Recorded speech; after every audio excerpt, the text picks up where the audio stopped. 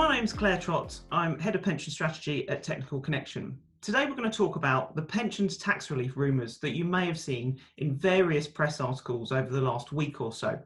I have to say, it wasn't a surprise. It comes up over and over again. But what was a surprise is this is on the back of some changes that were announced, or some proposals that were put into the government in March.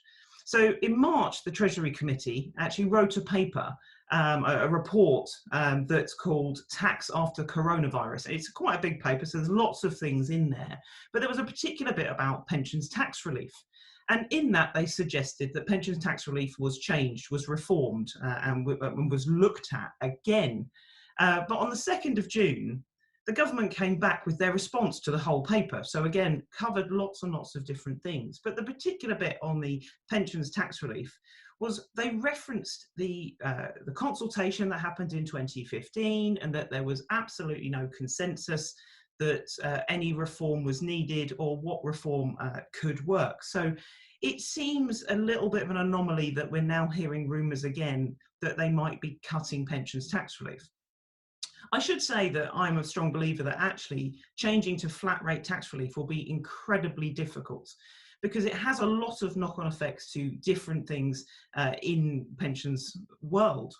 So if you have a DB scheme and they're getting contributions from the employer, that is basically like a salary for the individual. So if the money goes in, then you're basically getting full marginal rate relief on all those contributions, because it's another part of your remuneration package.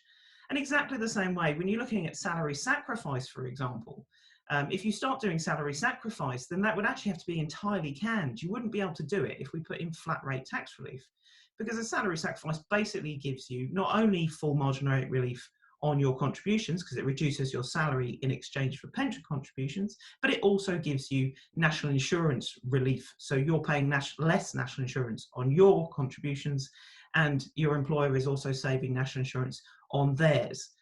So if you're also then looking at employer contributions, then what you're going to have is any contributions made to a pension that's part of a contract is also kind of part of your remuneration package.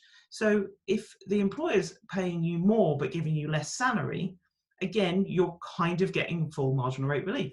So it's really difficult for something to be introduced that actually just cuts back either flat rate or avoids higher or additional rate tax relief. The other thing that we've heard is the chances that they might cut the lifetime allowance. That's probably an easier fix if they wanted to cut back on the amount of tax relief that's given, but it won't stop the actual contributions going in. What it's going to do is claw it back later in the day. Again, I think this is probably fairly unlikely, although it's probably more likely than the flat rate tax relief, just because we've had the freezing of the lifetime allowance. And again, that was mentioned in the government's response to this tax after coronavirus paper. They did say that it's one of the things that they've done to limit tax relief. There's lots of things going on around this, and I just think we all need to take them a little bit of pinch of salt. They are great headlines. They do make interesting reading, and it's definitely filtered down to your clients, because we're being asked about it left, right, and centre. So just understanding some of these issues is really important. And if you want to read more, then there's plenty on Techlink about this, and we've written a few articles as well regarding flat rate tax relief. So do have a look at those. Thank you.